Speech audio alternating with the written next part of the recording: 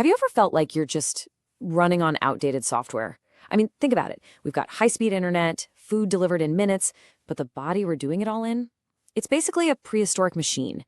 Today, we're going to dig into why that ancient programming is seriously struggling in a world it was never, ever designed for. And this is really the core idea of this whole thing. Just picture your body as a perfectly engineered caveman suit. It was built for some pretty rugged survival, right? For hunting, for gathering. But now, we've basically sealed it inside a permanent 72-degree bubble, and that suit is starting to send out some pretty serious error messages. You know, scientists have a name for this. They call it an evolutionary mismatch. Your ancestors, they were like biological snipers, just perfectly adapted to their world. Their immune systems were elite, their bodies were incredibly powerful, and, well, our modern lives, all comfy, sterile, and screen-filled, that's created this massive conflict with our old-school programming. So let's start by looking at how this caveman glitch is showing up on the outside. And believe it or not, it starts with something you look at every single day in the mirror, your face. It turns out our modern environment has literally, and I mean literally, changed our physical features, and not always for the better. Okay, so check this out. Your ancestors spent hours a day chewing on tough meat, on fibrous plants and roots. That intense workout built these massive, wide jawlines. And us? I mean, we live on soft, processed mush. And the result? Our jaws have literally shrunk over the generations. So what's the big deal? Well, with a smaller jaw, there's just no room for all your teeth. Evolution hasn't quite gotten the memo to delete those extra molars yet. So you end up paying thousands for braces because, as this says, your wisdom teeth just crash into your other teeth like a drunk guest at a wedding. And it's not just our jaws, it's our eyes, too. They are biological sniper scopes, evolved to spot a gazelle on the horizon. But what do? We train them for 10 hours a day to stare at a glowing rectangle just a few inches from our face. We've basically rewired our long-distance hardware for permanent close-ups, and it's exactly why nearsightedness is just skyrocketing. And this whole shrinking face thing, it has another really critical side effect. It's shrinking our airways. If you're a mouth breather, if you snore, this is exactly why.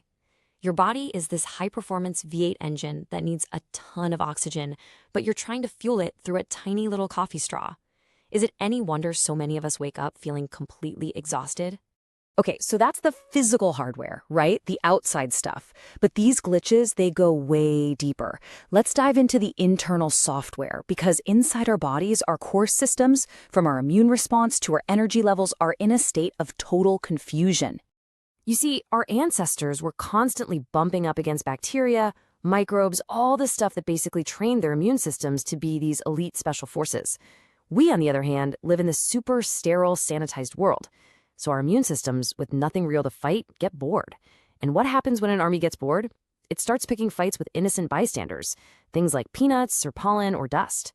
We've pretty much traded resistance to parasites for a lifetime of allergies. All right, let's switch gears and talk about fuel. You ever grab one of those fruit juices or a flavored yogurt thinking, hey, I'm being healthy? Well, in reality, a lot of these so-called health foods are just dessert pretending to be disciplined. They're basically sugar bombs in disguise. So here's the play-by-play of what's happening inside your body. When you drink all that sugar without the natural fiber you'd get from a whole fruit, it hits your bloodstream like liquid candy. Sure, you get this massive energy spike, but it's immediately followed by this devastating crash that leaves you feeling like a zombie by 11 a.m. That healthy start to your day is actually setting you up for failure. And all this, it kind of brings us to our final big idea here, modern self-sabotage. These are the lifestyle traps that we, whether we know it or not, walk right into every single day, and they work directly against our ancient biology. Yeah, we call it hustle culture, right? Staying up late, grinding. But to your body, it feels like a literal attack.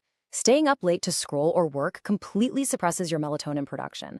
And melatonin is not just for sleep, it's a powerhouse antioxidant. Its main job while you're sleeping is to act like a cleanup crew, going around and taking out early-stage cancer cells. I mean, think about that.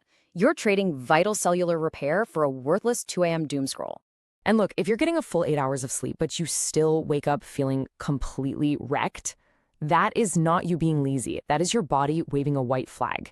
It's a critical signal that something deeper, like your hormones or maybe your iron levels, is fundamentally out of sync, and more sleep alone just isn't going to fix it. This is a really crucial takeaway. Constant exhaustion is a message that needs decoding, not just another cup of coffee. Okay, this last one, it might actually be a little shocking. You light a scented candle to create a cozy, relaxing vibe. But what you might actually be doing is hotboxing your room with some of the same toxic compounds found in diesel exhaust.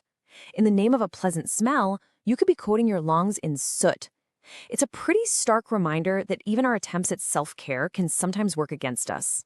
So after everything we've talked about, from our shrinking jaws and confused immune systems, all the way to, toxic candles, it really all boils down to one simple question. Look, your body is sending you signals all the time. It's sending you these little glitches, these error messages. That constant exhaustion, the allergies, the brain fog, these aren't random. They're symptoms of this deep disconnect between our ancient biology and our modern world. So the real question is, are you listening? Let's make creatives a great time.